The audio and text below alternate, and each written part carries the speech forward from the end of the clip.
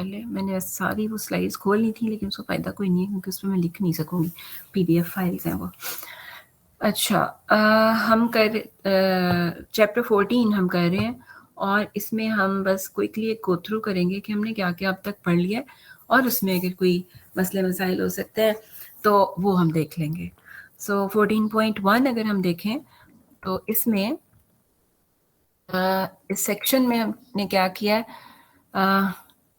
Function of several variables हमने define किया, function of 2 variables actually हम स्टार्ट करें और उसके बाद हमने ये देखा कि उसकी डोमेन और रेंज वाली बात जो है उसमें डिपेंडेंट और इंडिपेंडेंट वेरिएबल्स का क्या रोल है।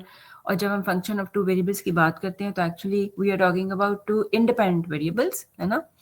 और फिर हमने उसके डोमेन और रेंज वाला पार्ट देखा और फिर उसके बाद ग्राफ में भी हमने डोमेन ड्रॉ करना बेसिकली ज़्यादा काम किया। सरफेस वाला ग्राफ तो हमने नहीं, वो हमने सिर्फ जियोजेब्रा पे थोड़ा सा देख लिया था, हमने मैनुअली नहीं उसको ट्राई किया। और ये इसके डिफरेंट हाँ, ये जो एक और ड्रॉ करने वाला काम है जो कि आपको आना चाहिए वो है लेवल कर्व्स। और इसमें क्या है, आई थिंक यही कुछ है। फिर यही सारी बातें फंक्शंस ऑफ 3 और मोर वेरिएबल्स के लिए हैं। So let's start. हम थोड़ा सा इसको फॉर्मल कर लेते हैं।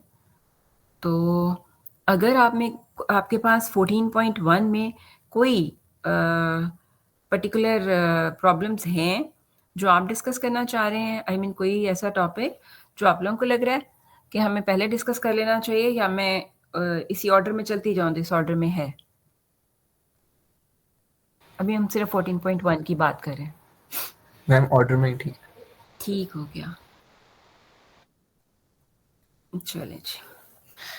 सो functions of several variables, of course हमारा पहला जो टॉपिक है। तो हमारे पास जो 2 वेरिएबल्स हम स्टार्ट कर रहे हैं, so z is equal to f(x,y). In this case we have z dependent variable and x and y both are independent variables. So अब हम बार बार ये कंपैरिजन और उसमें नहीं जाएंगे क्योंकि वो हम सीखने के लिए बार बार 1 वेरिएबल के लिए कंपैरिजन करते थे। अब हम इन टॉपिक्स को सीधा सीधा रिवाइज करें। सो ये तो हमारी basic form of function of 2 variables होगी, z is equal to f of x, y. X y are independent variables, याद रखने की बात ये, और z इज डिपेंडेंट वेरिएबल। इनके नाम डिफरेंट हो सकते हैं, जैसे फॉर एग्जांपल एरिया जो है, एरिया ऑफ रेक्टेंगल कह लें हम, so that is function of width and length, है ना।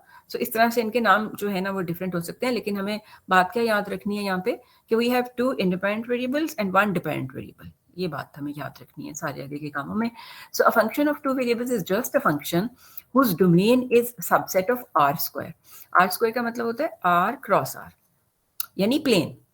तो हमारी जो डोमेन आएगी in this type of functions जो कि फंक्शंस ऑफ 2 वेरिएबल्स हैं, that would be the subset of r square, that is हमारा जो कार्टेशियन प्लेन है उसका सबसेट होगी। उसमें कोई रीजन होगी, समटाइम्स पूरा का पूरा कार्टेशियन प्लेन होगी। यानी जब कभी भी हम डोमेन फाइंड आउट करने की कोशिश करेंगे तो हम इनिशियली तो पूरा प्लेन कंसिडर करेंगे, फिर उसमें से हम वो पार्ट्स निकालते जाएंगे जहां पर हमारा फंक्शन डिफाइन नहीं होगा, तो इस तरह से हमारी डोमेन डिफाइंड हो जाएगी। ऐसा सिमिलरली रेंज जो है, रेंज हमारा सबसेट ऑफ आर ही होगी, just like functions of 1 variable कि वो सिर्फ हमारे पास हाइट्स आ रही हैं against the points in domain, तो वो हमारी रियल नंबर सी होंगे, पॉजिटिव और नेगेटिव।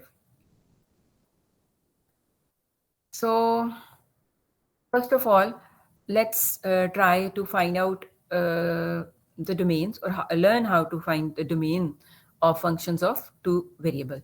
So इस तरह से जैसे मैंने भी बताया था कि regions होंगे in the plane, और या पूरा प्लेन होगा या उसमें से कोई regions होंगे, that is why we said कि ये subset of r square होगी, और यहाँ पे जो भी पॉइंट होंगे उसके कॉरेस्पॉन्डिंग जो फंक्शन होगा वो हमें हाइट डिटरमिन कर रहा होगा, और वो पॉजिटिव नेगेटिव वैल्यूज यानी वो रियल नंबर्स ही होंगे।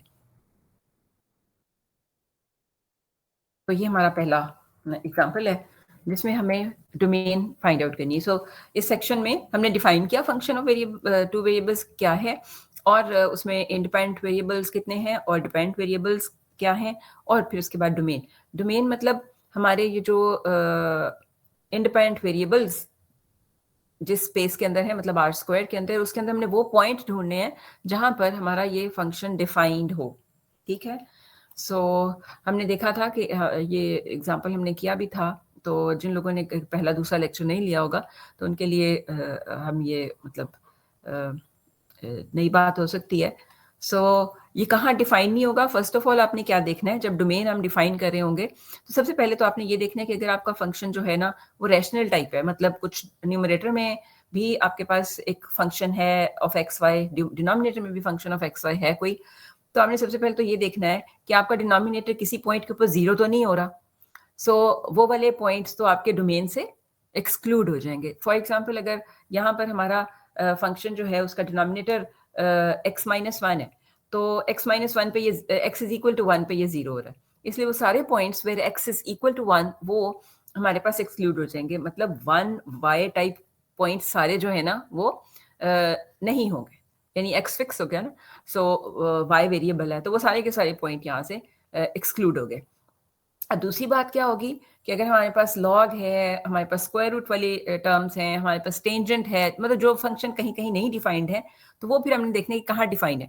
फॉर एग्जांपल यहाँ पे स्क्वायर रूट इन्वॉल्व है, उस ये कहाँ पर नहीं डिफाइंड होता? जहाँ पर वैल्यू नेगेटिव हो जाए, ये वाली, ठीक है। तो इसका मतलब ये है कि x plus y plus one is less than zero वाला पार्ट भी चला गया। सो बाकी बचा क्या हमारे पास?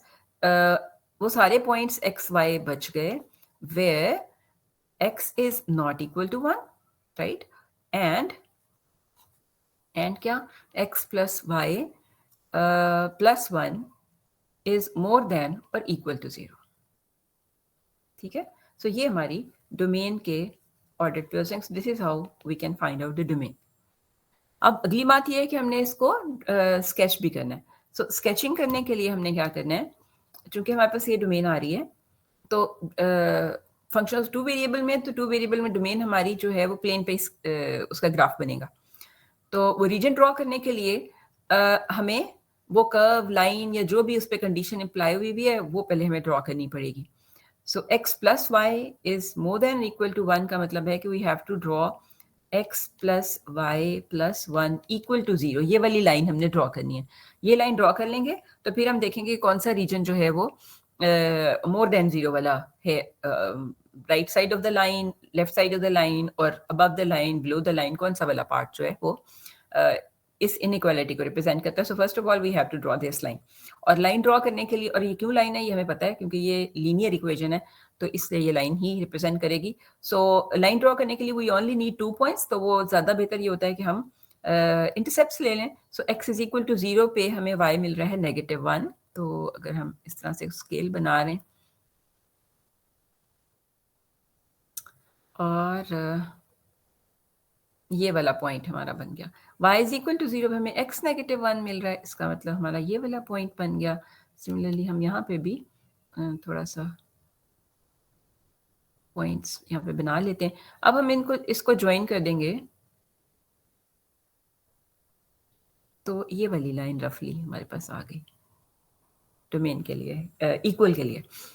अब डोमेन हमारा है मोर देन वाला पार्ट, तो मोर देन वाला पार्ट जो है वो कहाँ पे आएगा, अब हमने ये देखना है।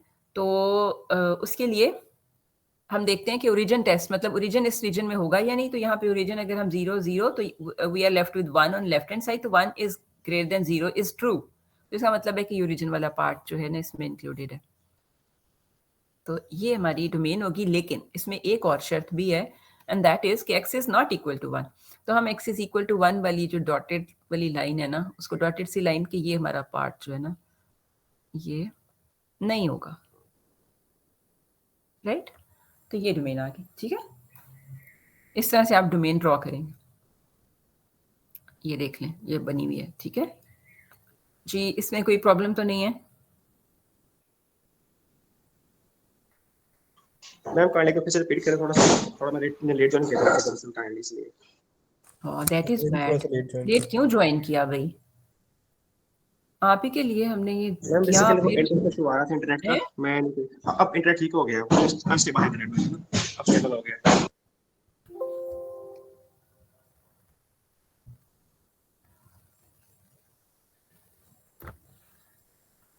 जी, हम डोमेन की बात कर रहे थे कि डोमेन ऑफ फंक्शन कैसे ढूंढनी है। सो उसके लिए मैंने एक बात तो ये बताई कि अगर आपका फंक्शन कोई इस टाइप का है जो रैशनल टाइप है कि जिसमें यहाँ पर भी कोई फंक्शन ऑफ एक्स वाई है, फॉर एग्जांपल हम कह देते हैं जी एक्स वाई, और इसी तरह डिनोमिनेटर में भी एच एक्स वाई कोई फंक्शन है इस टाइप का, अगर आपका एफ है तो उसमें अपने सबसे पहले तो ये देखना है कि एच के जीरोस कहाँ लाए करते हैं।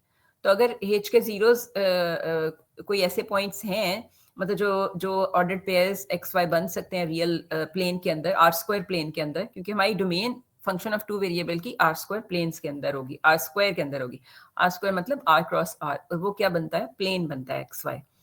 तो उसके लिए हमने सबसे पहला काम ये करना है कि हमारा डिनोमिनेटर तो कोई ऐसा पॉइंट नहीं है जहां पर जीरो हो रहा हो। तो अगर वो जीरो हो रहा है तो इसका मतलब है कि उन पॉइंट्स के ऊपर हमारा फंक्शन डिफाइंड नहीं होगा। सो सबसे पहला काम तो ये करना है। सो इस वाले केस में अगर आप फर्स्ट एग्जांपल देखते हैं तो हमारे पास ऐसा पॉइंट है where x is equal to 1 अगर ले लें तो हमारा डिनोमिनेटर जीरो हो जाता है। डिनोमिनेटर जीरो होने का मतलब ये है कि ये नहीं डिफाइंड है। तो हम जब इसको ड्रॉ करेंगे प्लेन के अंदर तो हम x इज इक्वल टू 1 वाली लाइन को डॉटेड लाइन के, ये हमारे रीजन में नहीं है। और दूसरी बात हमने क्या यहाँ से देखी थी कि आपके पास अगर कोई स्क्वायर रूट है, लॉगरिदम्स हैं, टेंजेंट नहीं डिफाइंड होता कुछ पॉइंट्स के ऊपर। सो कुछ ऐसे फंक्शन जो आपको पता हो कि ये नहीं डिफाइंड हैं, जो हमने कैलकुलस ऑफ वन वेरिएबल में पढ़े हुए हैं, तो वहां पे देखें कि वहां से हमें क्या कंडीशन मिलती है फंक्शन की डोमेन के ऊपर। सो पहली कंडीशन हमारे पास ये हो जाएगी कि डोमेन में वो सारे पॉइंट नहीं इंक्लूड होंगे जहां एक्स इज इक्वल टू 1 है, मतलब ये तो निकाल दिए हमने। डोमेन इनिशियली हमने क्या लेनी है, आर स्क्वायर, पूरा प्लेन हमने कंसिडर करना है। अब उसमें से निकालते जाना है, क्या चीजें निकालते जाना है, उसके बाद डोमेन बना लेंगे। सो एक तो ये नहीं होगा। दूसरा क्या नहीं होगा कि x प्लस वाई, क्योंकि स्क्वायर रूट नेगेटिव वैल्यूज का रियल नंबर नहीं आएगा, हमें तो रियल चाहिए ना फंक्शन की वैल्यू। सो नेगेटिव वैल्यूज का स्क्वायर रूट नहीं आएगा, तो इसका मतलब है कि ये लेस देन जीरो वाला पार्ट भी इसमें नहीं होगा। अब हम क्या करेंगे, हम इसको लिखेंगे प्रॉपर डोमेन को। तो domain consist of ordered pairs x y such that x is not equal to 1, ठीक है, क्योंकि हमने कहा कि x is equal to 1 वाला पार्ट नहीं है हमारी डोमेन में। एंड दूसरी बात हमने क्या की थी कि लेस देन जीरो वाला पार्ट नहीं है, तो इसका मतलब कौन सा वाला पार्ट है, मोर than or equal to zero वाला, ग्रेटर इक्वल टू जीरो वाला। तो ये हमारी डोमेन बन गई इन सेट फॉर्म। अब अगली बात हमने कही थी कि इसको ड्रॉ कैसे करना है। तो ड्रॉ करने के लिए x is not equal to 1 के लिए हमने x is equal to 1 line draw की और उसको डॉटेड बना दिया। तो जो हमने निकालना हो पार्ट उसमें से, तो वो डॉटेड कर दें उसको, ताकि हमें समझ आ जाए कि ये वाला नहीं है। अब ये जो इनइक्वालिटीज होती हैं, ये हमने बचपन में सीखा हुआ है, ये कैसे इनको प्लॉट करना है। ये इसको प्लॉट करने के लिए हम इक्वेशन प्लॉट करेंगे, x plus y plus 1 equal to 0। तो इक्वेशन प्लॉट करके ये हमें नजर आ रहा है कि ये क्या है, इक्वेशन ऑफ लाइन है। तो लाइन की इक्वेशन के लिए हमें क्या करना पड़ता है, उसके दो इंटरसेप्ट्स ले लें, मतलब x इज इक्वल टू 0 पे वैल्यू ढूंढ लें और y की वैल्यू, और y इज इक्वल टू 0 पे x की वैल्यू। तो जब हम x 0 लेते हैं तो हमें y माइनस 1 मिलता है, so this is the point. और जब हम y 0 लेते हैं तो हमें x माइनस 1 मिलता है, so this is the point. अब इन दोनों को ज्वाइन करें तो वी हैव दिस लाइन। तो ये लाइन कौन सी है, x plus y is equal to 0 वाली लाइन है। अब अगली बात हमने ये देखनी थी कि मोर देन, ये जो ग्रेटर देन 0 वाला पार्ट है, ये तो हमने सॉलिड लाइन इसलिए लगा दी, अगर ये स्ट्रिक्ट इनइक्वालिटी होती तो फिर ये सॉलिड लाइन के बजाय हम फिर डॉटेड लाइन यहाँ पे यूज कर रहे होते। तो चूंकि इंक्लूडेड है लाइन भी, तो इसलिए हमने वो सॉलिड लाइन यूज किया।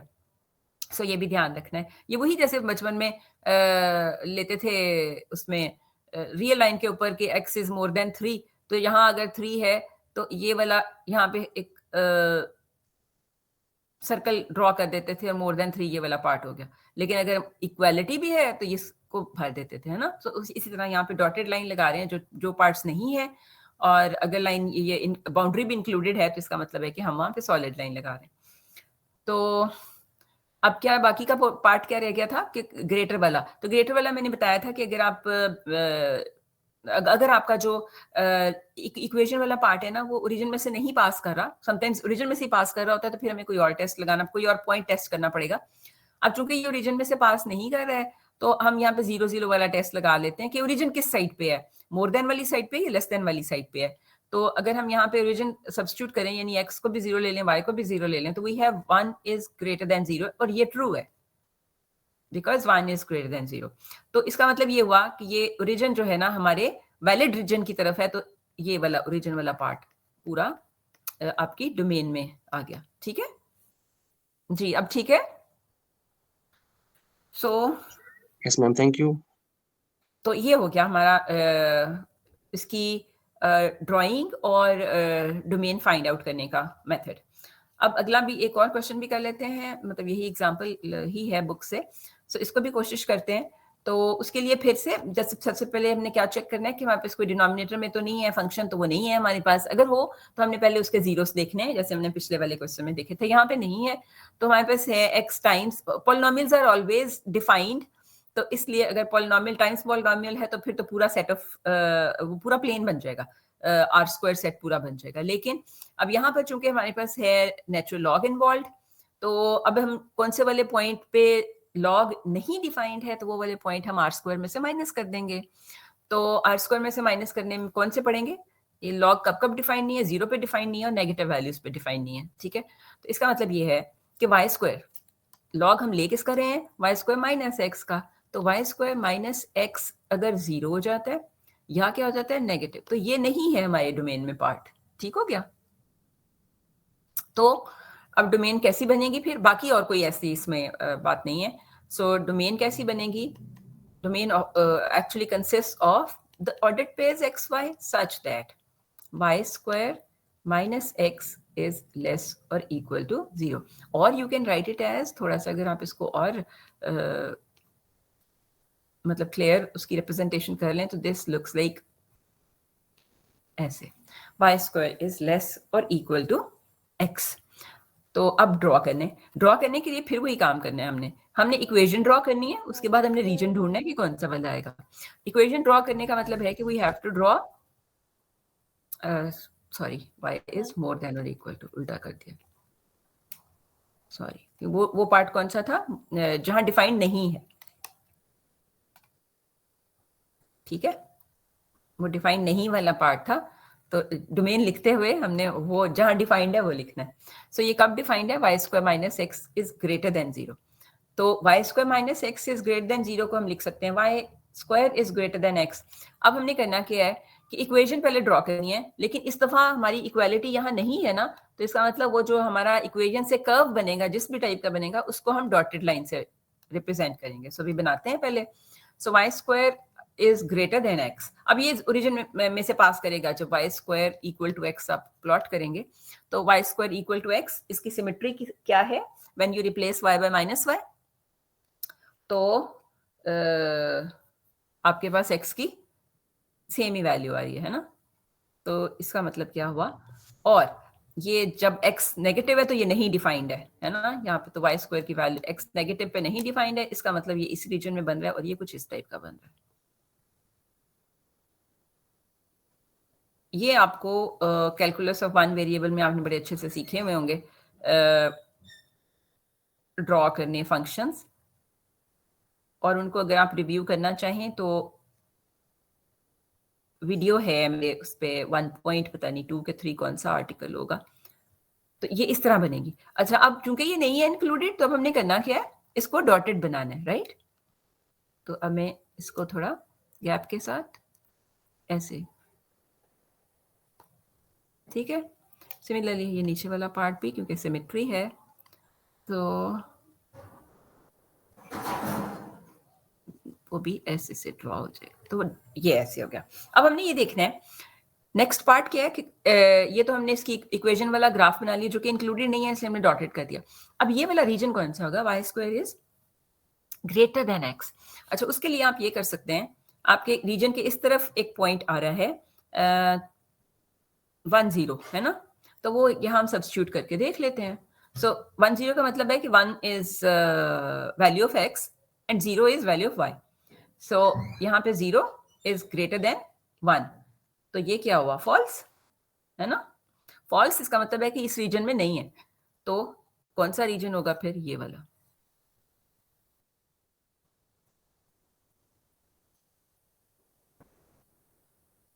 जी मैम ये पॉइंट्स हमने खुद लेट करने हैं। ये पॉइंट्स हमने खुद लेट करने हैं। लेट्स से मैंने खुद कोई भी 2-3 पॉइंट्स ले लिए रैंडमली, वो चेक किया, अगर ट्रू हो तो ट्रू, नहीं तो फॉल्स। हाँ, मतलब आपने वो साइड देखनी है ना, कौन सी वाली साइड है। ठीक है, हाँ, थैंक यू। मतलब जो कर्व आपका बन गया, अब ये जिस तरह ये कर्व बन रहा है उसकी भी तो एक एक पार्ट है ना, अप एंड डाउन, और ये तो वो आपने चेक कर लेना है कि कौन सा वाला रीजन जो है ना। मैम x इक्वल टू 0 पे भी तो ये इंक्लूड नहीं ना होना चाहिए, x इक्वल टू 0। तो वो तो हमने नहीं इंक्लूड किया, डॉटेड लगाया हुआ है ना ये सारा। ये जो कर्व बन रहा है इसको तो डॉटेड ही लगाना है। डॉटेड लगाने का मतलब है कि ये वाला पार्ट हम नहीं इंक्लूड कर रहे। ठीक है, नहीं ये देखें ना, जी ये 0 पॉइंट है, जी दिस इज जी नॉट इंक्लूडेड, है ना। तो नॉट इंक्लूडेड, तो हम जी ये पूरी लाइन जो है ना, ये कर्व की जो बन रही है, इसको डॉटेड बना रहे हैं। जी ठीक है। ठीक है, डॉटेड इसलिए बना रहे हैं टू शो दैट कि this is not included in the region. ठीक हो गया। ठीक हो गया, ठीक हो गया। अब अगर मतलब एक और कंफ्यूजन, अगर हम ये देखने चले, इस तरफ वाला पॉइंट ले लेते हैं, एक इस तरफ वाला भी चेक कर लिए, यहाँ पे फॉल्स आ रहा था, इधर वाला देख लें, -1 0, right. Value of x is -1, value y is 0। अब इसमें सब्स्टिट्यूट करते हैं तो ये बनता है 0 इज ग्रेटर देन -1। ट्रू है ना। यस मैम, ट्रू है। यस तो ट्रू। इसका मतलब इधर वाला रीजन इंक्लूडेड है। ठीक हो गया। सो this is how you can draw the domain of functions of two variable. तो ये हमारे पास ड्रॉ हुई है, ये डॉटेड लाइन देख रहे हैं आप। इसमें डॉटेड लाइन का मतलब है कि दिस इज नॉट इंक्लूडेड, ये जो बाउंड्री है ना इस रीजन की, वो नहीं इंक्लूडेड है। तो ये डोमेन हो गया आपका। इसमें मतलब बेसिक काम यही था, डोमेन को ढूंढना और डोमेन ड्रॉ करना। डोमेन ढूंढना तो इतना मेरा ख्याल है मुश्किल काम नहीं होगा। सो दिस इज अनदर एग्जांपल। तो इसमें हम चूंकि स्क्वायर रूट इन्वॉल्व है, स्क्वायर रूट भी ऐसे पॉइंट्स होते हैं जहां पे उसकी वैल्यू रियल नहीं आती है।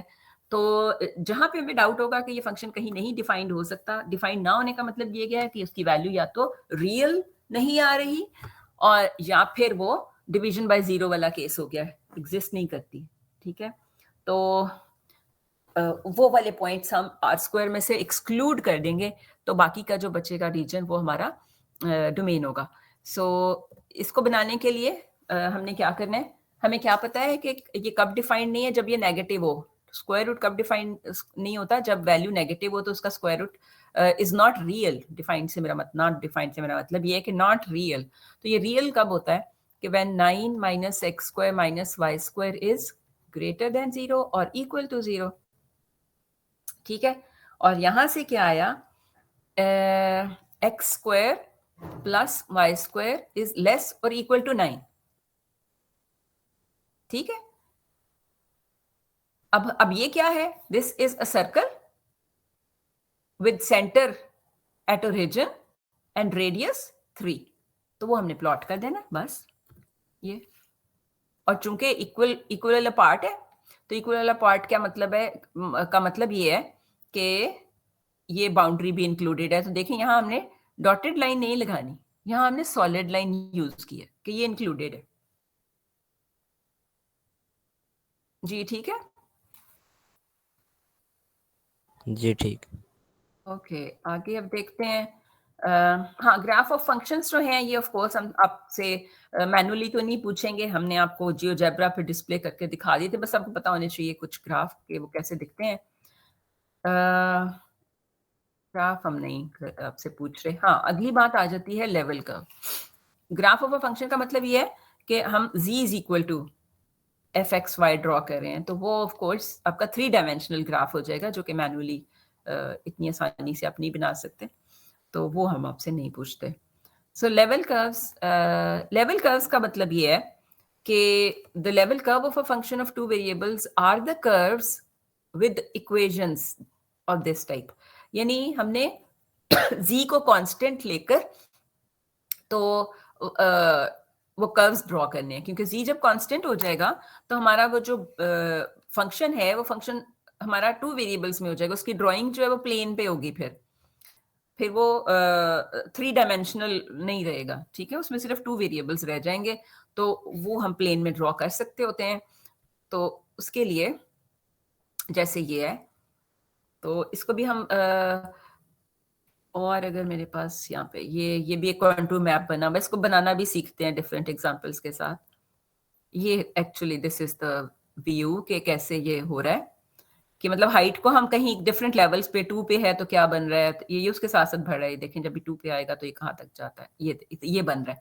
तो ये हर लेवल के ऊपर उसका जो इंटरसेक्शन है वो कर्व आप नीचे बनता हुआ देख रहे हैं। तो वो जो नीचे बन रहा होगा हर लेवल पे बनता जाए, ये एक ही लेवल दिखा रहा है एक वक्त में, तो अगर हर लेवल पे आप उसको बना देंगे, डिफरेंट लेवल्स पे बना देंगे, जो जी की कांस्टेंट वैल्यूज दी हुई हैं वो बना देंगे, तो उसका मतलब ये है कि वो आपका कॉन्टूर मैप बन गया। अब ये एक्चुअली हो क्या रहा है कि आपका एक्स वाई प्लेन के पैरेलल एक प्लेन है ना, एक्स वाई प्लेन के पैरेलल एक प्लेन है। एक्स वाई प्लेन के पैरेलल प्लेन जो है वो क्या होगा, z is equal to some constant वाला प्लेन होगा, राइट। अब उसकी इंटरसेक्शन हमारी सरफेस के साथ, और वो हमेशा एक कर्व होगी। प्लेन और सरफेस की इंटरसेक्शन हम बार बार ये बात डिस्कस कर रहे हैं कि वो हमेशा एक कर्व होगी। तो वो जो कर्व होगा उसको हम कहेंगे कि that is the level curve. Level मतलब z की जिस वैल्यू के ऊपर वो कर्व आ रहा है that is the curve of that level. For example z is equal to 2 पे आ रहा है तो वो लेवल 2 का कर्व है, ठीक है जी। ये ज्योमेट्री समझ आ रही है। अब ड्रॉ कैसे करने हैं वो हम एग्जांपल से देखते हैं। आई होप कि ये ज्योमेट्री सबको क्लियर हो रही है।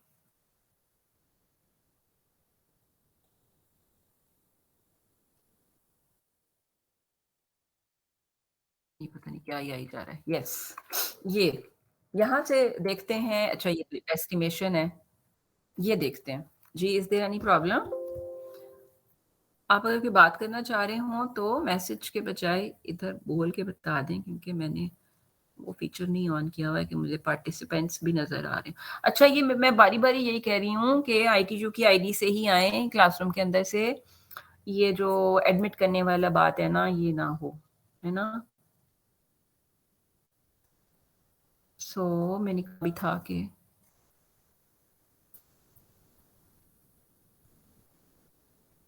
ओके कोई प्रॉब्लम तो नहीं है ना, मैं सिर्फ ये पूछने के लिए इस तरफ आई थी। चलिए अब देखते हैं लेवल कर्व। किसी ने मुझसे पूछा भी था क्लास में कि लेवल कर्व ड्रॉ करने में हमें प्रॉब्लम्स आ रहे हैं, तो चलें कुछ एग्जांपल्स करके देख लेते हैं तो आपको थोड़ा सा आइडिया हो जाएगा। और लेवल कर्व्स 2 डायमेंशनल कर्व्स होंगे। सो 2 डायमेंशनल कर्व्स की ड्राइंग जो है ना वो तो आपसे पूछी जा सकती है, इसलिए उसकी प्रैक्टिस आपने जरूर करनी है। So sketch the level curves of this function, ठीक है। अभी हमारा फंक्शन ये है। अब लेवल कर्व हमने कैसे, अब के की डिफरेंट वैल्यूज दी हुई हैं।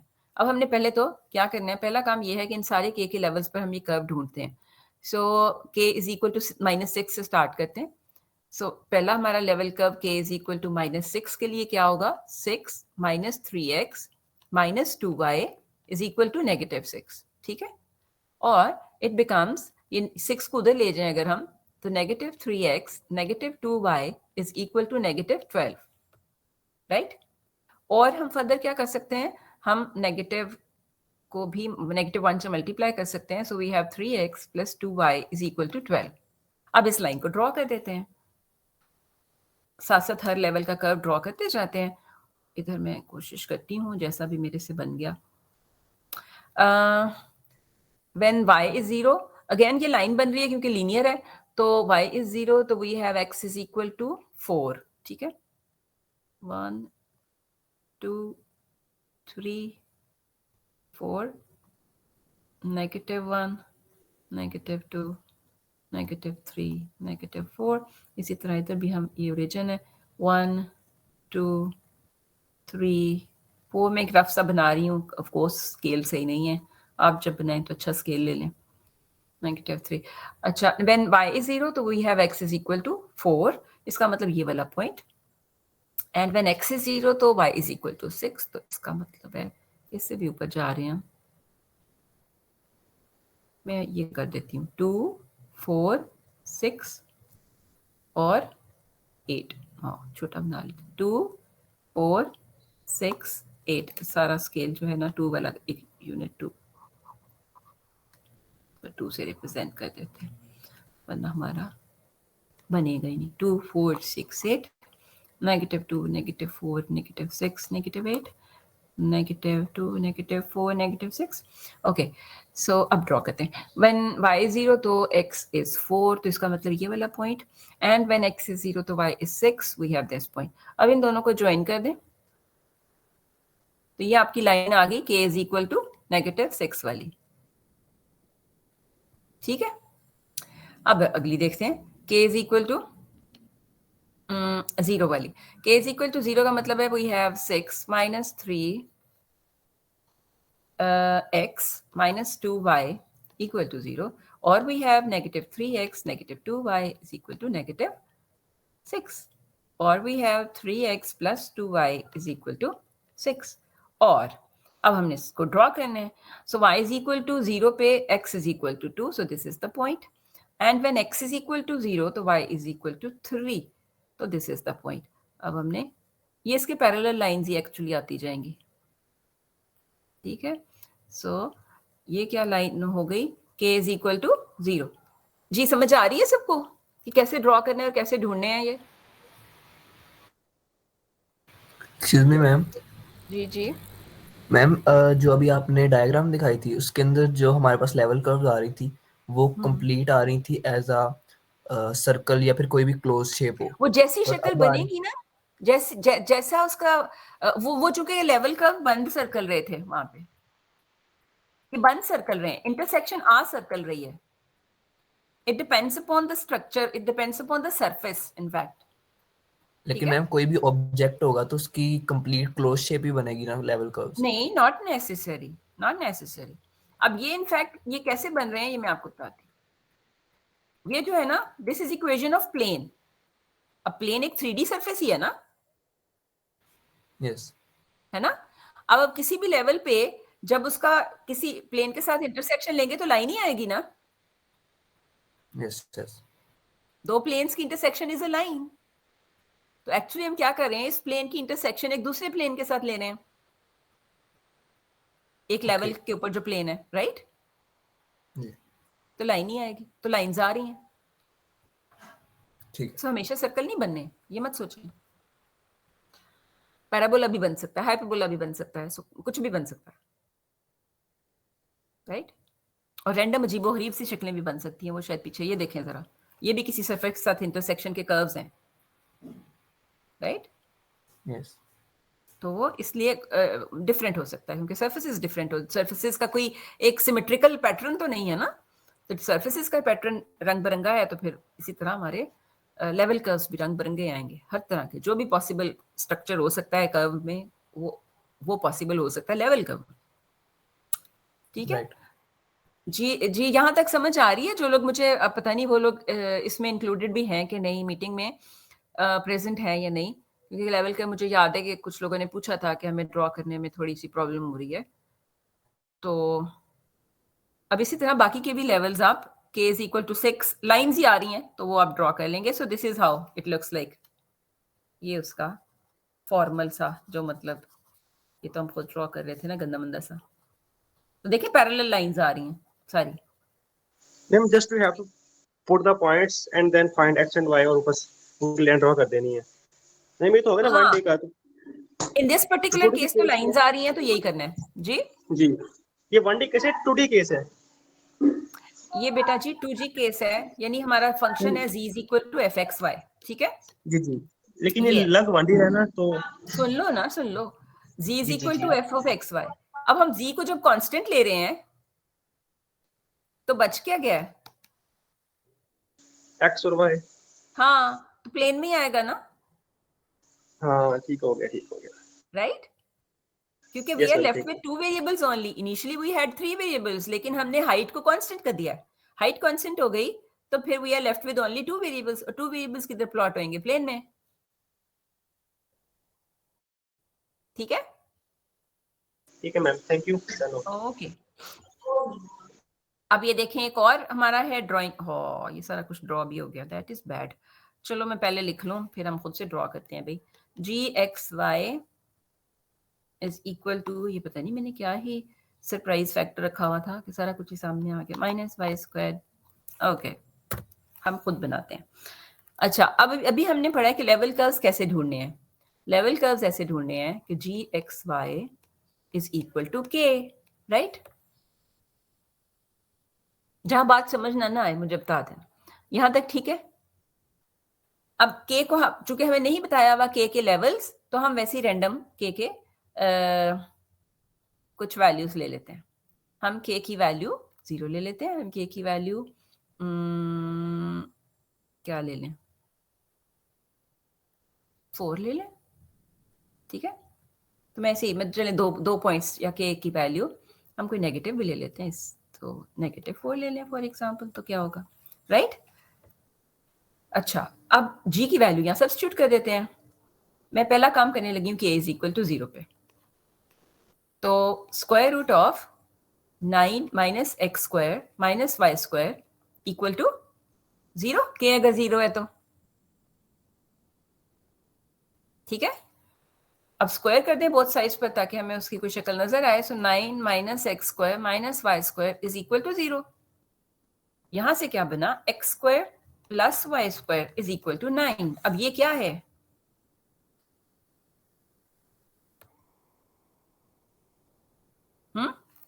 Equation of circle. यस, ये सर्कल है जिसका सेंटर क्या है,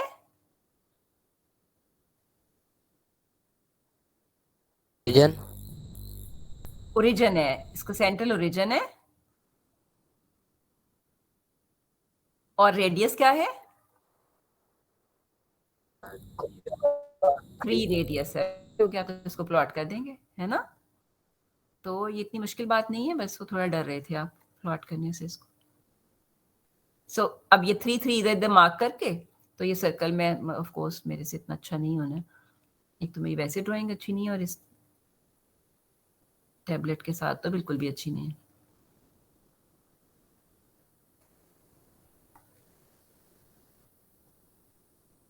तो ये हमारा क्या बन गया जी. अब ये वो आपकी ख्वाहिश पूरी हो गई. आपको इतराज हुआ था ये क्लोज क्यों नहीं बन रहे, तो देखें इस सरफेस में क्लोज आ गए हैं. So it depends upon actually the surface. बाकी सरफेस की इंटरसेक्शन प्लेन के साथ होनी है, वो तो हर सरफेस के साथ यही हो रहा है. लेकिन सरफेस किस टाइप की है तो उस हिसाब से आपके ये लेवल कर्व्स बनते जाएंगे. सो दिस इज लेवल कौन से वाला, 0 वाला. ठीक है, ये k 0 पे आ गया, right?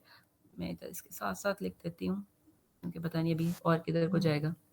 So k is equal to 0 पे ये आ गया. अब हम चलते हैं k is equal to 4. k is equal to 4 का मतलब ये है कि मेरा ये जो जी एक्स वाई है दिस इज इक्वल टू 4. मतलब 9 minus x square minus y square whole square root is equal to 4. यहाँ से स्क्वायर कर दें अगेन बोथ साइड्स को ताकि हम जरा उसकी शक्ल सही से देख सकें. So 9 minus x square minus y square is equal to 25, right? और यहाँ से पता है क्या हो रहा है, यहाँ से ना x square plus y square is equal to -16 आ रहा है.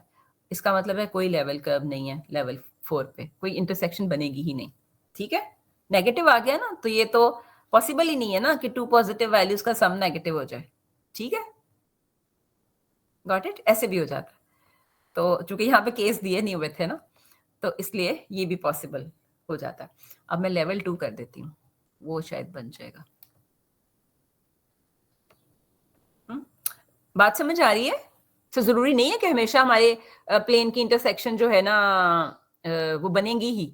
सो प्लेन की इंटरसेक्शन कुछ रीजन्स में, जैसे हम पीछे भी अगर जाएं तो देखिए ये जो भी मैं दिखा, ये देखिए नीचे जा रहे हैं जब रीजन पे, अगर हम के की वैल्यू 0 ले लेते हैं तो वहां इंटरसेक्शन था ही नहीं. तो इंटरसेक्शन ना होने का मतलब ये है कि वहां आपकी ऐसी कोई इक्वेशन बन जाएगी जिसका ग्राफ रियल प्लॉट ही नहीं हो सकेगा. ठीक है, ये देखें ये जहां पर ये इसके बाद अब बनना शुरू है. सो ये वो पोर्शन आ गया है कि इसका मतलब है कि प्लेन का इंटरसेक्शन उसके साथ एम्प्टी आ रहा है हमारी सरफेस के साथ. तो ये वो वाला रीजन है k इज इक्वल टू 4 वाला. सो k इज इक्वल टू 2 देखते हैं. k इज इक्वल टू 2 पे क्या हो रहा है, k इज इक्वल टू 2. इसको मैं इरेज कर दूं अब ताकि हमें जगह मिल जाए. Let's check out k is equal to 2. k is equal to 2 का मतलब ये है कि हमने g को ले लेना है 2 के equal. So 9 minus x square minus y square square root is equal to 2. So 9 minus x square minus y square is equal to 4. So we have x square plus y square is equal to 9 minus 4 is 5. So this is also a circle. ठीक हो गया। सो ये कौन सा circle होगा? Square root of 5 इसका radius होगा, origin के साथ सर्कल बनेगा, और square root of 5 is 2 point something, तो वो कहीं इधर आ जाएगा, इसके इसी के साथ साथ साथ साथ साथ साथ ऐसे ऐसे करके बन जाएगा। ठीक है, राइट? तो इस तरह से ये लेवल कर्व्स बनते जाएंगे। जी बताइए, कुछ समझ आना शुरू हुआ है? यस मैम, सब कुछ डिफरेंट समझना लेवल्स शुरू पे हो आप कर्व्स बनाते जाएंगे तो कॉन्टूर बन जाएगा, कॉन्टूर मैप बन जाएगा। ठीक है, गया मैम, ठीक है। हाँ? चलो अच्छी बात। ये देखें, ये उन्होंने बनाया हुआ 0 1 2 3 तक बन रहा था, 4 पे नहीं बनेगा। 3 पे ये आपका पॉइंट एक सिर्फ ओनली पॉइंट ऑफ इंटरसेक्शन होगा 3 पे। ठीक है, सो सिर्फ एक पॉइंट से रिप्रेजेंट हो रहा है, और 4 पे आया ही नहीं हमारे पास, क्योंकि वो मैंने आपको जैसे दिखाया कि वो इंटरसेक्शन है ही नहीं बिटवीन प्लेन एंड उस रीजन में। सो दिस इज अनदर एग्जाम्पल, इसको मैं यहीं से बता देती हूँ। ये फिर से वही हम काम कर रहे हैं। अब ये जो बन रहा है ना, ये देखने की बात है कि यू हैव क्या करें हम, क्या करें? इसको स्टेप लेवल बाय कोई स्टेप भी ले, पहले 1 हाँ? फिर 2 के रख लेते हैं। लेवल 1 2, हाँ इसको पहले हम k = 1 फिर स्टेप बाय स्टेप कर हाँ लेते हैं। हाँ, वही लेवल इसके डिफरेंट डिफाइन कर लेते हैं। k = 1 ले लेते हैं, k = 2 ले लेते हैं, k = 3 ले लेते हैं। चलो इससे मतलब 2-3 लेके तो देखते हैं बनता क्या। तो इसके बाद k = 1 के लिए we have 4x² + y² + 1 = 1. So we are left with 4x² + y² = 0. तो ये तो हमारा सिर्फ क्या बन जाएगा,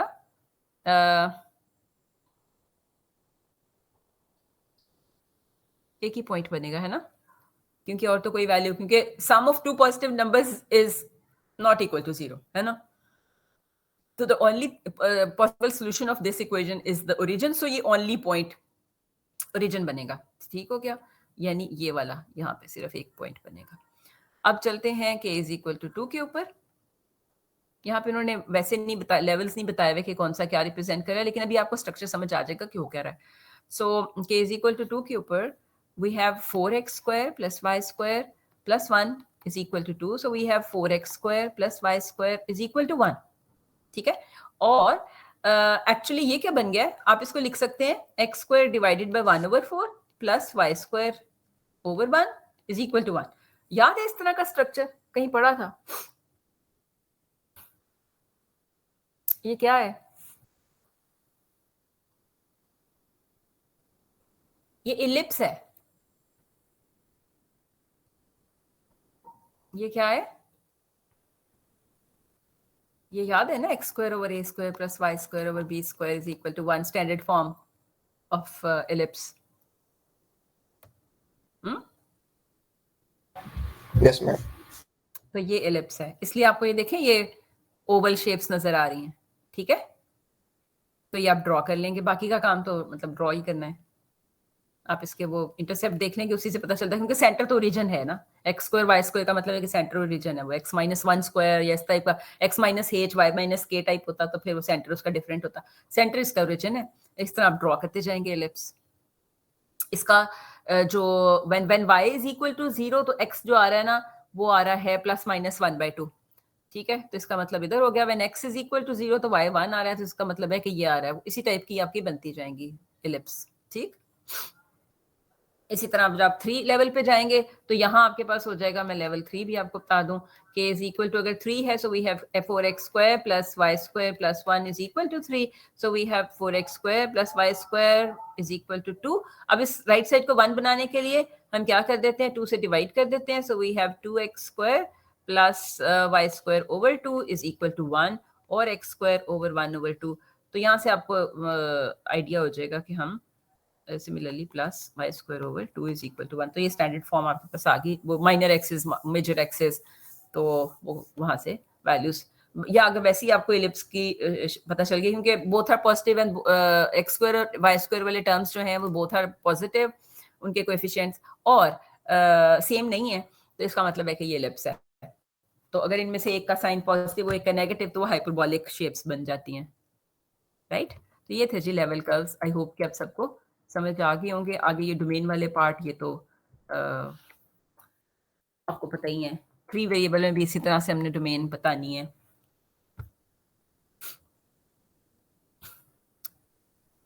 और ये क्या है, हाँ इसमें लेवल सरफेस है।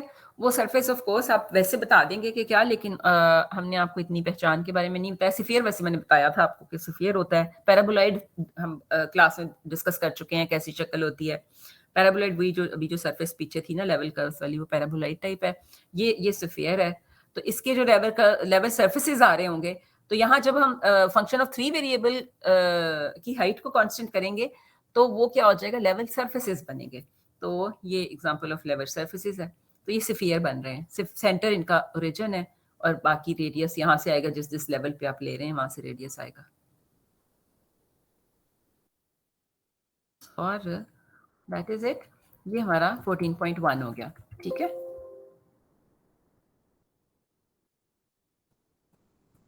जी। 14.1 में तो आई होप कि अब कोई मसला नहीं होना चाहिए।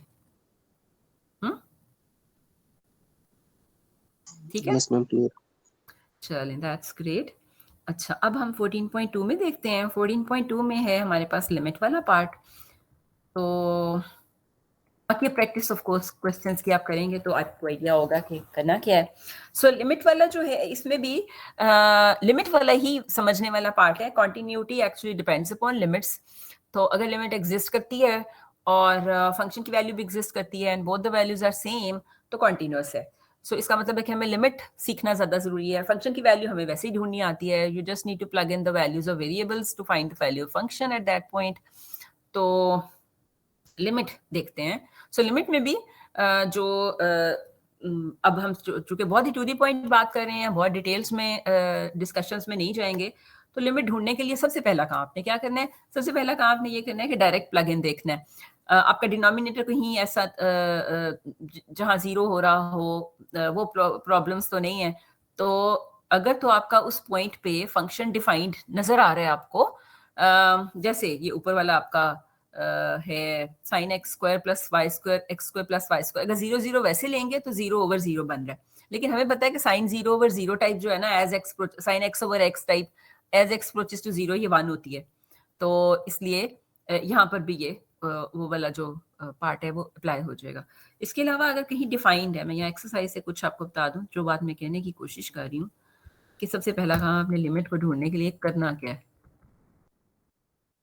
आपके सामने क्वेश्चन आए तो क्या करना है, उसमें कंफ्यूजन ताकि आपको ना हो कि आपने क्या करना है। जैसे क्वेश्चन नंबर 5 देखें।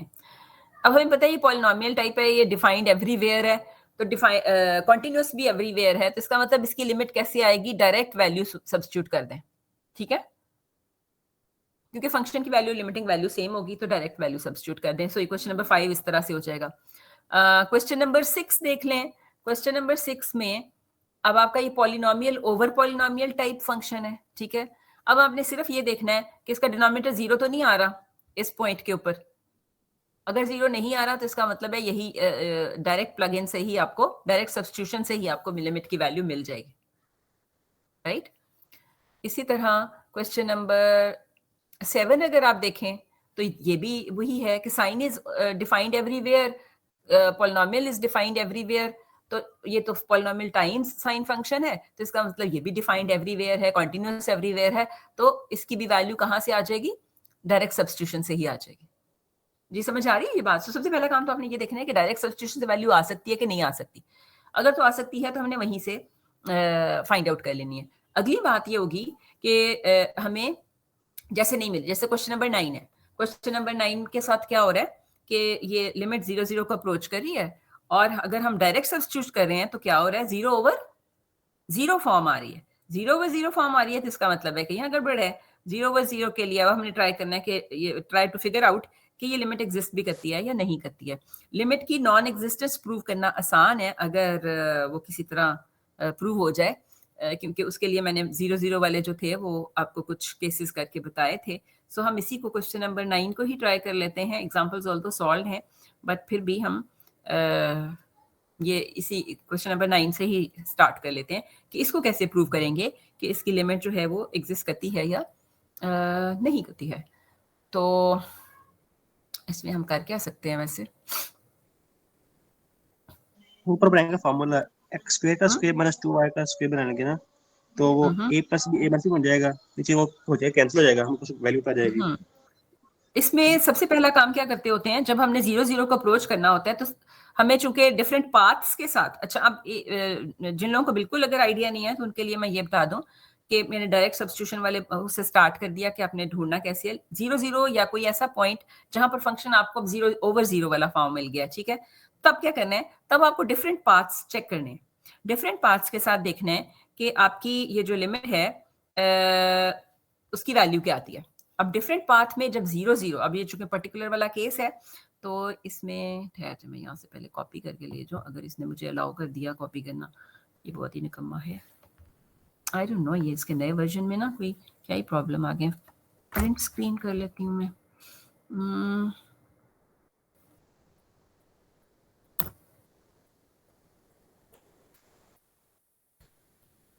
इतना बड़ा बन गया, ओह गॉड। ओके, बी पेशेंट, अभी हम कुछ ना कुछ कर ही लेते हैं। ओके, ओह नो,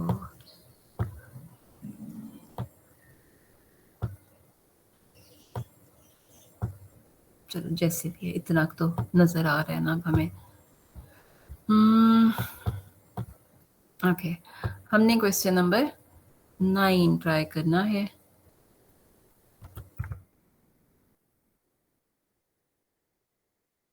ये आ गया जी, क्वेश्चन नंबर 9 में ये 0 0, अब हमें 0/0 वाली फॉर्म मिल रही है, तो अब हमने देखना है डिफरेंट पास ट्राई करने हैं। तो उसमें मैंने क्या कहा था, सबसे पहला पास जो आपने ओरिजिन में से पास करते हुए, क्योंकि हम दो वेरिएबल्स में हैं तो एक पाथ तो ये अलोंग एक्स एक्सिस वाला, एक पाथ अलोंग वाई एक्सिस वाला, फिर और बाकी के पाथ जैसे कोई भी line passing through the origin and कोई भी curve passing through the origin, तो वो स्टार्ट हम इससे करते हैं एक्सिस के अलोंग।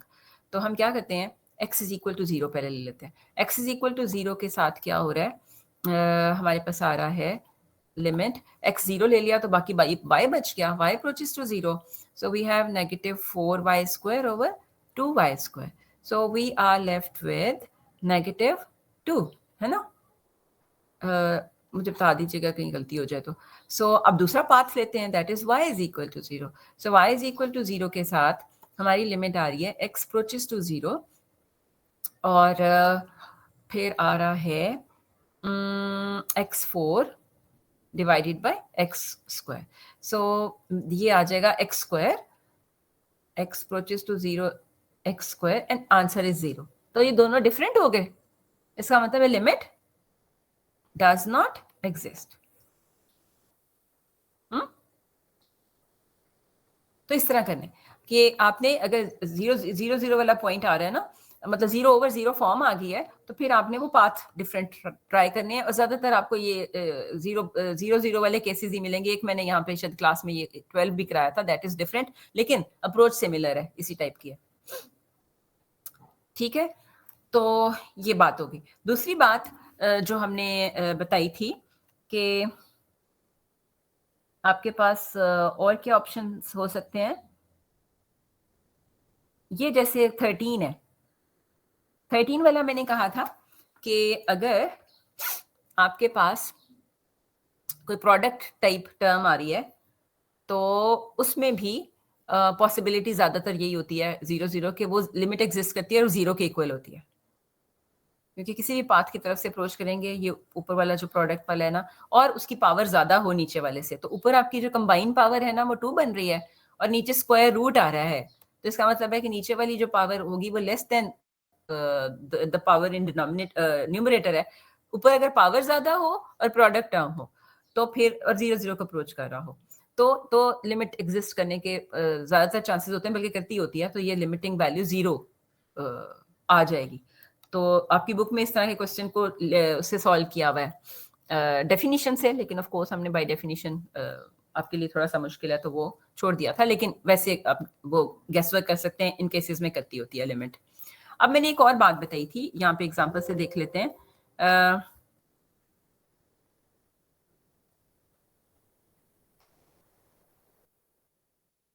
कुछ जनरलाइजेशंस हमने किए थे। तो एक तो मैंने आपको ये बता दिया कि प्रोडक्ट टर्म ऊपर आ रही हो और डिग्री ज्यादा बन रही हो, मतलब पावर ऊपर ज्यादा बन रही हो कलेक्टिव वाली, तो उस सूरत में वो 0 के इक्वल आ जाती होती है। 0 0 की बात ही कर रहे हैं अभी हम सारी।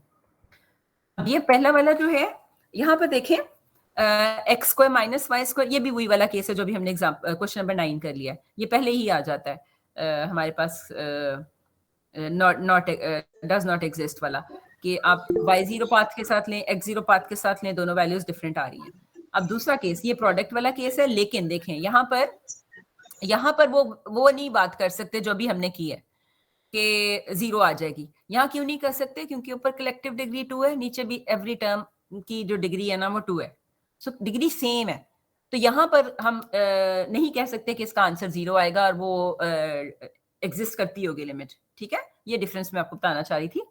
जबकि दूसरे वाले जो अभी मैंने क्वेश्चन कहा था वो नीचे स्क्वायर रूट था, तो वो नीचे वाली डिग्री जो है वो रूट आ रहा था, इसलिए वो उसकी पावर, कलेक्टिव पावर जो थी वो कम हो गई थी डिनोमिनेटर से, और ऊपर प्रोडक्ट टर्म थी, तो वहां पर हम कंक्लूड कर सकते थे कि वो उसकी लिमिट एग्जिस्ट करती है और वो 0 होगी।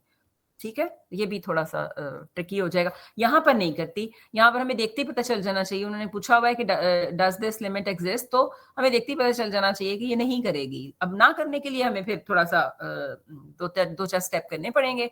पहले हमने x इक्वल टू 0 वाला पाथ लिया, दिस गिव्स अस 0 वैल्यू, फिर y इक्वल टू 0, वहां पे भी 0 मिलती है, बट वी कैन नॉट से कि लिमिट एग्जिस्ट करती है। और फिर हमने y इक्वल टू x वाला पार्ट ले लिया।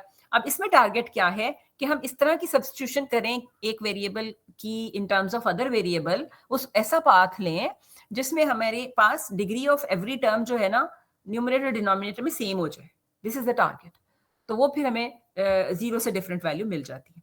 ठीक है, सो वो टारगेट अचीव करने के लिए हमने y इक्वल टू x ले लिया। अब ऊपर भी x स्क्वायर हो गया, नीचे भी x स्क्वायर, तो वो डिग्री सेम होगी सारों की, एक वेरिएबल में भी कन्वर्ट हो गए, तो हमें डिफरेंट वैल्यू लिमिट की मिल गई। So limit does not exist. इसी मैम तरह क्या ये मीटिंग रिकॉर्ड हो रही है? सॉरी, क्या ये मीटिंग रिकॉर्ड हो रही है जो आप लेक्चर दे रहे हैं? रिकॉर्डिंग है नहीं इसकी मैंने तो नहीं की, मैं नहीं। सर काइंडली आपसे रिकॉर्डिंग सब कर दी। मेरे दोस्त भी रिकॉर्ड, तो कहता है रिकॉर्डिंग मैम से बोले कर लें, बिकॉज वो कहीं बिजी है ना, तो कह रहा बाद में सुन लूंगा मैम भी ना रिकॉर्डिंग ये वाली। हाँ, तो रिकॉर्ड तो काइंडली मैंने नहीं किया बेटा जी। हाँ काइंडली आप आपसे रिकॉर्डिंग स्टार्ट कर दें, ठीक है? Thank you. ये हो सकती है रिकॉर्ड या नहीं, लेट मी चेक। जी जी हो सकती है। वेट जरा, नहीं हो सकती है। फुल स्क्रीन अप्लाई, ओके, नहीं हो सकती। मुझे लगता है ये वाली जो वो है ना ऑप्शन अब खत्म कर दी हुई है, ऑल्दो पेड डोमेन हो तब भी खत्म कर दी हुई है। जूम पे होती तो हो सकती थी, जूम में वैसे नहीं लेना चाह रही थी। ओके मैम ठीक है। हाँ, यहाँ से नहीं होगी, ये देखे ना। और कहाँ से आएगी ऑप्शन? नहीं है। अब आप समझा दीजिएगा ना, आपने सीख लिया नहीं? ठीक है मैम, डन। हाँ, आप समझा दीजिएगा। क्योंकि बहुत सारे बच्चे जो है ना मुझे ये 1-2 में ही ज्यादा पूछ रहे थे, क्योंकि शायद शुरू के लेक्चर्स कुछ लोग नहीं ले सके थे, तो इसलिए मुझे था कि चले हम कर लेते हैं इसको एक दफा रिव्यू। तो आई होप कि चीजें समझ आ रही हैं। हाँ, तो मतलब फायदा हुआ है इस सेशन का, मेरा मतलब कहने का ये। ठीक है, चलें अब हम वापस चलते हैं अपने उसकी तरफ। हाँ, जो मैं आपको यहाँ से डिफरेंस बताने की कोशिश करी थी। यस, तो यहाँ से देखें, हम अगर इस तरह की एक सब्स्टिट्यूशन ढूंढ सकते हैं कि जिसमें हम सारे वेरिएबल्स की जो पावर है ना वो सेम कर सकें, तो फिर हमें एक ऐसी डिफरेंट वैल्यू मिल जाएगी। सो ये मैंने आपको टिप बताई थी। अब यही वाली बात हम यहाँ पर भी करने की कोशिश करें। अब देखिए, ऊपर है आपके पास डिग्री कम है, ठीक है, ऊपर वाली जो कलेक्टिव डिग्री 3 है, नीचे आपके पास जो टर्म है ना वो 4 डिग्री की है। ठीक है, इसका मतलब है कि लिमिट एग्जिस्ट नहीं करेगी। उसके लिए हमें अब ऐसी चीज ढूंढनी है, ऐसी ट्रांसफॉर्मेशन ढूंढनी है कि हम ऊपर और नीचे हर टर्म की डिग्री को 4 बना सकें। So this is possible if we try x is equal to y square. Got it? बाकी आप देख लीजिएगा, बाकी सारों के लिए जो वैल्यू है ना वो हमें 0 ही मिल रही होगी, और इस सूरत में हमें पता नहीं चलेगा कि लिमिट एग्जिस्ट करती है या नहीं। लेकिन मैं बता रही हूँ कि ये आपको देखते ही थोड़ा थोड़ा पता चल जाना चाहिए कि ऊपर डिग्री जो है वो कलेक्टिव डिग्री 2 और 1 ये 3 बन रही है, नीचे जो है आपके पास डिग्री 4 है एक टर्म की, तो इसका मतलब कलेक्टिव डिग्री जो है वो 4 ही बन रही है। सो अब हमने क्या कोशिश करनी है, जैसे हमने पिछले क्वेश्चन में भी ट्राई किया था कि हमारी अब हर कुछ ऐसी ट्रांसफॉर्मेशन ढूंढने की कोशिश करें, पाथ ढूंढने की कोशिश करें which passes through the region, और वो उस पाथ से हमारे पास हर जो टर्म है ना उसकी डिग्री 4 बन जाए, तो वो x is equal to y square है, और वहां से आपको ना डिफरेंट वैल्यू मिल जाएगी। ठीक है, ये 1/2, इसका मतलब limit does not exist. Got it? अब ये वाला जो मैं बात बता रही थी, प्रोडक्ट टर्म है और ऊपर वाली डिग्री नीचे से ज्यादा है। ऊपर कलेक्टिव डिग्री इज 3, मतलब इसकी पावर 2, इसकी पावर 1, नीचे 2 है, तो इसका मतलब इसकी लिमिट एग्जिस्ट करेगी एक्स वाई अप्रोचेस टू 0, और वो 0 ही होगी। ठीक है, तो ये कुछ बातें जो है ना हम ऑब्जर्वेशन से बता सकते हैं। बाकी जैसे मैंने कहा कि अगर हमें समझ आ रहा है कि फंक्शन डिफाइंड है, डिनोमिनेटर कहीं 0, उस पॉइंट पे 0 नहीं हो रहा है, फंक्शन डिफाइंड है, तो फिर डायरेक्ट सब्स्टिट्यूशन से आप लिमिट फाइंड आउट। तो पहला काम हमारा यही है कि डायरेक्ट सब्स्टिट्यूशन करके देखें कि हो क्या रहा है। डायरेक्ट सब्स्टिट्यूशन अगर प्रॉब्लम करती है, 0 फॉर्म होती है, अनडिफाइंड दे रही है, तो फिर देखना है कि आगे क्या उसकी ट्रीटमेंट करनी है। ठीक है, तो आई थिंक इसमें इतना ही कुछ था। बाकी जो था वो continuity is based on the limit, तो बाकी तो आपको वो पता ही है। एंड 14.3 इज इजी, तो सीधे सीधे पार्शियल डेरिवेटिव्स हैं, वो अब हम बार बार इतने ले रहे होते हैं कि आपको फाइंड आउट करने तो आ ही गए हैं।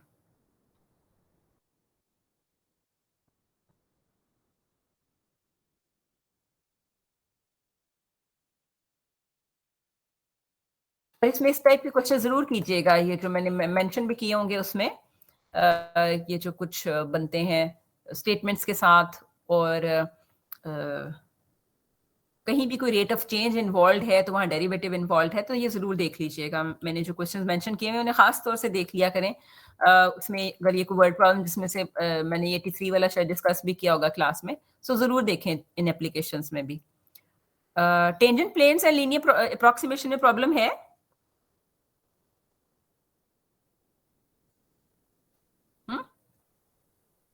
ऑल्दो मैंने कहा 14.123 था, लेकिन थोड़ा सा टाइम हमारे पास है, मैं 12:30 तक तो अवेलेबल हूँ। तो अगर आप मुझे अगर करना चाह रहे हैं तो 14.4 कोई प्रॉब्लम उसमें है या नहीं है? सॉरी, क्या कहाँ जाना था मैंने? 14.4 पे जी डिस्कस करना है टेंजेंट प्लेन, या ये ठीक है? यस मैम, एक दफा कर लें डिस्कस। एक दफा कर लें, चलिए कर लेते हैं। तो एस्टिमेशंस का मतलब ये है कि हमने equation of tangent plane find out करनी है। ठीक है, इसमें जो सीधा सीधा करने का काम है वो ये है कि equation of tangent plane find out करनी है। तो इक्वेशन ऑफ टेंजेंट प्लेन जो है उसकी डेरिवेशन तो ऑफ कोर्स हम इतना नहीं अब उसमें जा रहे हैं क्योंकि हम सिर्फ रिवीजन वाला पार्ट कर रहे हैं। सो ये आपकी इक्वेशन ऑफ टेंजेंट प्लेन है। टेंजेंट प्लेन का मतलब ये है कि ऐसा प्लेन, ये बिल्कुल टेंजेंट लाइन वाला आइडिया है जिसको हम प्लेन की तरफ लेकर जा रहे हैं। सो टेंजेंट प्लेन ऐसा प्लेन है जो कि एक पॉइंट के ऊपर सरफेस को इंटरसेक्ट करता है। Any point of intersection between the plane and the surface is only one point. ठीक है, सो या इन अदर वर्ड्स वो प्लेन क्या कर रहा है, सरफेस को एक पॉइंट पे टच कर रहा है। ठीक है, एक से ज्यादा इंटरसेक्शन पॉइंट नहीं है। सो बिल्कुल जैसे टेंजेंट लाइन होती है, सो लाइन भी कर्व के साथ सिर्फ एक ही पॉइंट ऑफ इंटरसेक्शन होता है ना टेंजेंट लाइन का। तो इसी तरह टेंजेंट प्लेन क्या है, जिसका एक ही पॉइंट ऑफ इंटरसेक्शन है विद द सरफेस। तो अब वो जो पॉइंट ऑफ इंटरसेक्शन है px0 y0, उस पॉइंट पे हमने टेंजेंट प्लेन की अगर इक्वेशन ढूंढनी है, so this is the equation of tangent plane. z is equal to z0 is equal to partial f by partial x at x0 y0 times x minus x0 partial f by partial y at x0 y0 times y। याद रखने की बात इसमें ये वाली है कि हमने इक्वेशन फाइंड आउट कैसे करनी है, आगे उसकी डिफरेंट टाइप की एप्लीकेशंस होंगी, वो देख लेते हैं। सो हमारा बेसिकली क्या होगा, z is equal to f x y type surface होगा, और इस पॉइंट के p x naught y naught z naught के ऊपर हमने अगर इक्वेशन ऑफ टेंजेंट प्लेन ढूंढनी है तो ये इक्वेशन है। ठीक है, और ये आगे एक एग्जांपल है, और इसमें इसी कॉन्सेप्ट को लेकर हम लीनियर अप्रोक्सीमेशन डिफाइन कर रहे हैं। सो मैं ये यहाँ से थोड़ा सा बता देती हूँ लिख के कि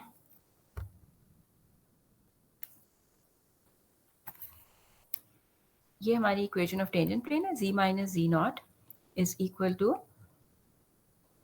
we have function z is equal to f of x y, ताकि समझ में भी आए कि एफ एक्स क्या चीज़ है। F x at x naught y naught और हमारा जो टेंजेंट प्लेन है ये प्लेन है at the point x0, y0, z0. तो टाइम्स क्या होगा x minus x0 plus f sub y मतलब partial derivative with respect to y at x0, y0 times y minus y0. So this is equation of tangent plane. अब इसको we can write, यानी याद आपने ये वाली इक्वेशन रखनी होगी. अब आगे मैं थोड़ा सा जो काम कर रही हूँ वो लीनियर अप्रॉक्सीमेशन की तरफ जाने के लिए कर रही हूँ. सो इसको हम लिख सकते हैं z0 plus fx x0 y0 x minus x0 plus fy at x0 y0 y minus y0. ठीक है. नाउ z0 क्या है? Since we have z is equal to f of xy, तो इसका मतलब z0 क्या होगा? f ऑफ x0 y0 होगा. सो इसकी वैल्यू सब्स्टिट्यूट कर देते हैं. f of x0 y0 plus f sub x x0 y0 times x minus x0 plus f sub y times x0 y0 y minus y0. ठीक है. और ये z जो है, z की वैल्यू अब हम ये वाला जो z है इसको अप्रॉक्सीमेट कर रहे हैं इसके साथ. And remember in the neighbourhood of x0 y0. ये सारी सरफेस को नहीं कर रहा है अप्रॉक्सीमेट, ये सिर्फ उतने पोर्शन को कर रहा है जो कि बिल्कुल इस पॉइंट के x0 y0 डोमेन में x0 y0 पॉइंट के करीब तरीन कोई पॉइंट है, नेबरहुड में है. ठीक है.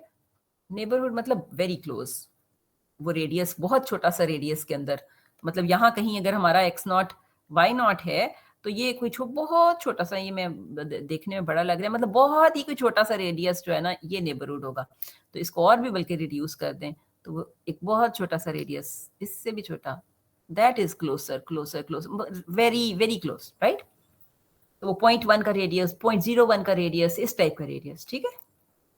सो तो उस एरिया को ही सिर्फ अप्रॉक्सीमेट कर सकता है. तो इसको कहते हैं हम z is approximately equal to ये lxy. ठीक है. ये वाला z यानी हमारा fxy. अब मतलब हम इसके नेबरहुड में अगर वैल्यू ऑफ सरफेस जो है ना, वैल्यू ऑफ वो z जो है वो अप्रॉक्सीमेट करना चाह रहे हैं, height of the surface approximate करना चाह रहे हैं, तो हम टेंजेंट प्लेन से कर लेते हैं. तो ये लीनियर अप्रॉक्सीमेशन हो गई. तो उसके भी डिफरेंट हमने एप्लीकेशंस किए थे, तो वो देख लीजिएगा जरूर. आगे है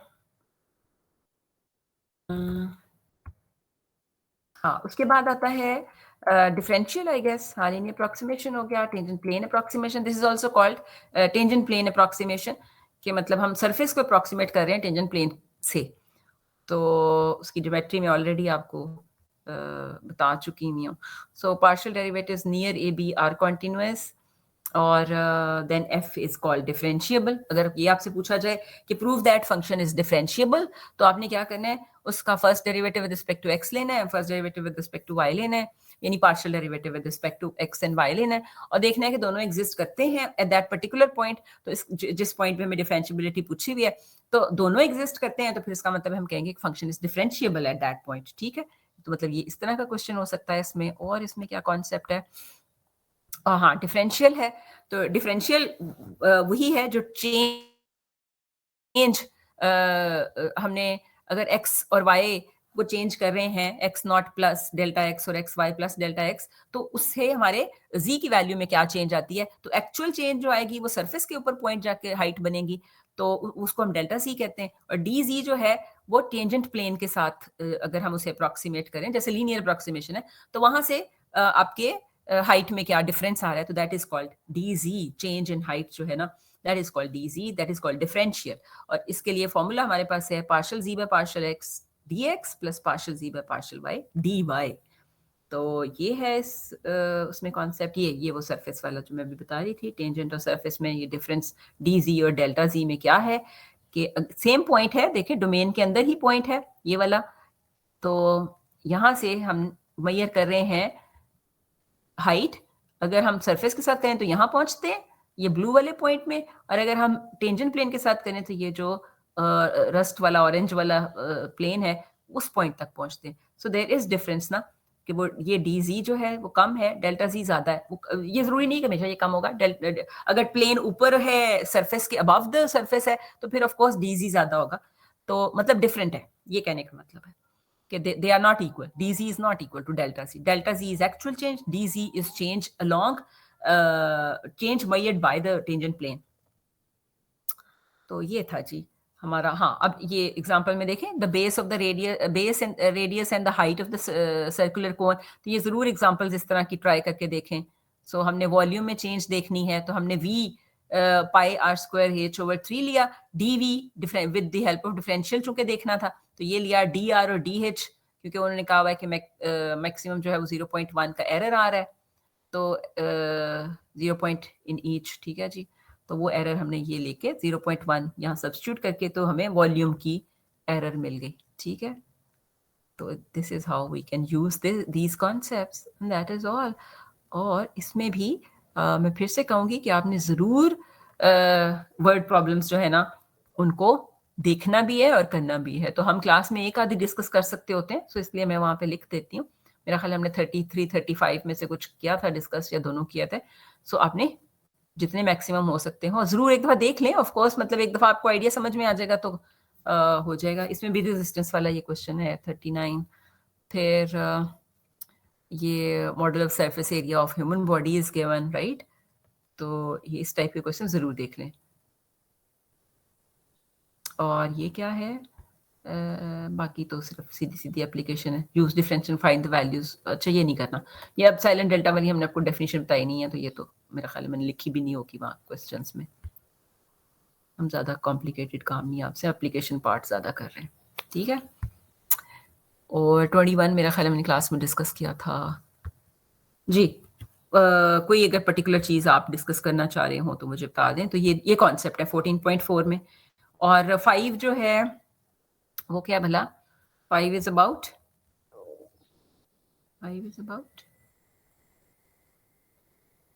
चेन रूल। हाँ, वो तो आप खुद करेंगे, वो इतनी मुश्किल बात नहीं है। और 6 तो हम कर रहे हैं अभी, उसमें डायरेक्शनल डेरिवेटिव है, तो डायरेक्शनल डेरिवेटिव तक ही हम क्विज में कह रहे हैं आपसे। तो डायरेक्शन डेरिवेटिव का भी सीधा सीधा फॉर्मूला ही है, वो भी हम क्योंकि नया डिस्कस किया, तो वो तो आई होप कि याद ही होना चाहिए कि आपको एक यूनिट वेक्टर चाहिए कहीं ना कहीं से, जहां से भी जनरेट हो, या तो गिवन होगा उस डायरेक्शन में, या फिर किसी तरह एंगल गिवन है तो फाइंड कर सकते हैं। कोई भी वेक्टर डायरेक्शन का गिवन है तो उससे भी यूनिट वेक्टर फाइंड कर सकते हैं। और हमारा डायरेक्शनल डेरिवेटिव का फॉर्मूला जो है ना वो ये है, ये सामने थ्योरम 3 नजर आ रहा है। थ्योरम 3 से हमने इसको फर्दर जो किया था, ये वाला 9 वाला, और इसमें हमने ग्रेडियंट डिफाइन किया था 8, डेफिनेशन 8, और डेफिनेशन ये जो फॉर्मूला 9 है ये हम ज़्यादातर यूज़ करेंगे। वो चाहे अब आगे फंक्शंस ऑफ 2 वेरिएबल हों, 3 हो जाएं, ज़्यादा हो जाएं, कुछ भी हो जाए, तो ये वाला फॉर्मूला यूज़ करेंगे।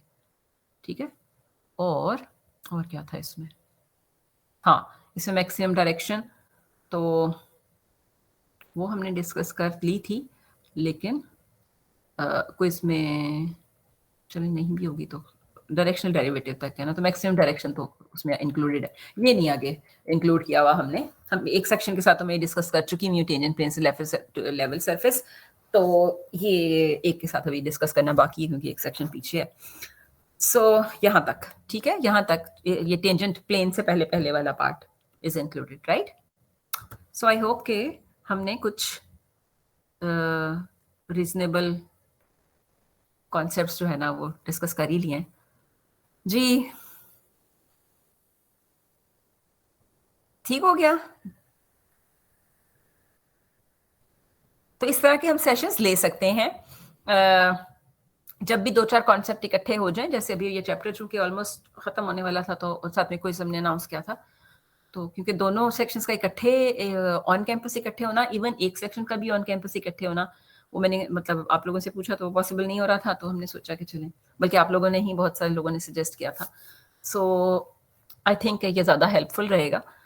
तो हम जब भी हमारे कुछ कॉन्सेप्ट्स इकट्ठे होंगे और हम उन्हें टेस्ट करना चाहेंगे क्विज वगैरह, तो फिर हम इस तरह के सेशंस कर लिया करेंगे। ठीक है, ओके देन, फिर take care, good luck. And thank you. अल्लाह हाफिज। कोई बोल ही नहीं रहा है, मैं अकेली बोली जा रही हूँ। अल्लाह हाफिज। अल्लाह हाफिज। अल्लाह हाफिज। Okay, take care. अल्लाह हाफिज।